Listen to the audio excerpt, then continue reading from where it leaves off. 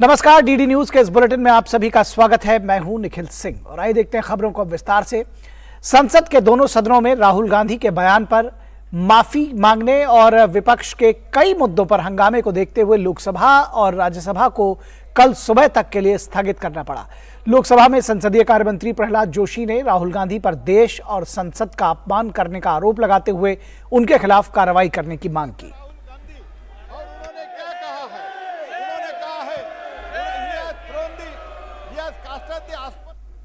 It is unfortunate that baseless allegation, especially against the parliament and its chairpersons, it is highly insulting and it cannot be tolerated. That's why we have urged the leader of the opposition and the Congress party president also, at least your party should understand.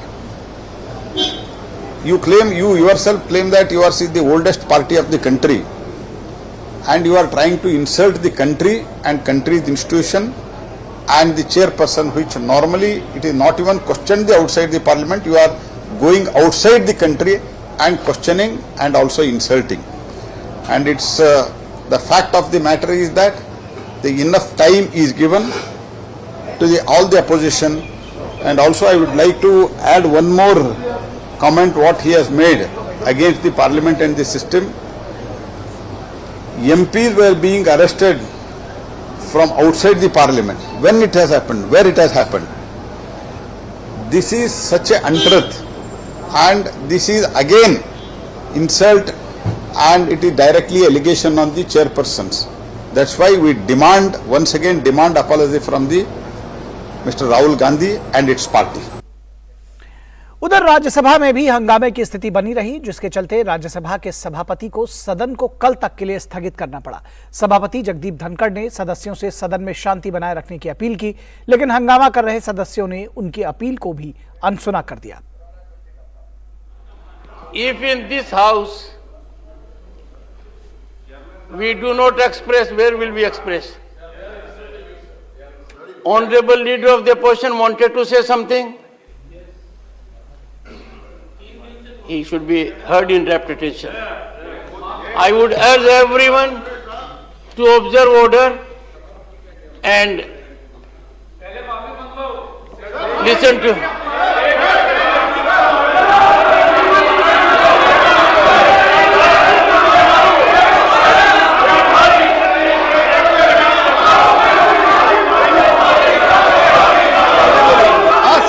The House stands adjourned to meet at 1100 hours on Thursday, 16th March 2023. इससे पहले विपक्ष के हंगामे की वजह से आज लोकसभा की कार्यवाही शुरू होने से कुछ देर बाद दोपहर 2 बजे तक के लिए स्थगित करनी पड़ी। कार्यवाही शुरू होने के बाद विपक्षी दल लगातार हंगामा करते रहे। लोकसभा अध्यक्ष लगातार विपक्ष से सदन की कार्यवाही चलाने में सहयोग की अपील करते रहे।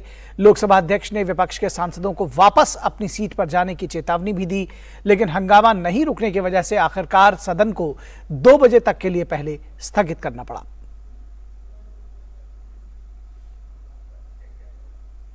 हालांकि लोकसभा अध्यक्ष ने हंगामा कर रहे सांसदों को चेतावनी भी जारी की, उनको चेतावनी भी दी, लेकिन सांसदों ने उनकी चेतावनी को नजरअंदाज कर दिया, अनसुना करके हंगामा जारी रखा।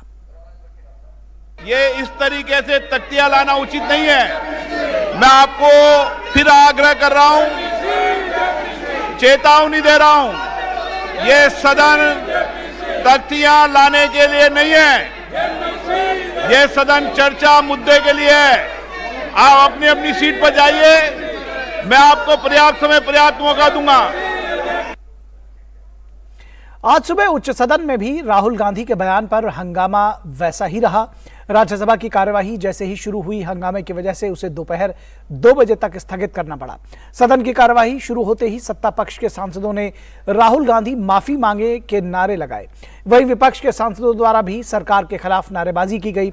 विपक्ष द्वारा राज्यसभा में 7 श्रेणियों में कार्यस्थगन प्रस्ताव के लिए 11 नोटिस दिए गए थे।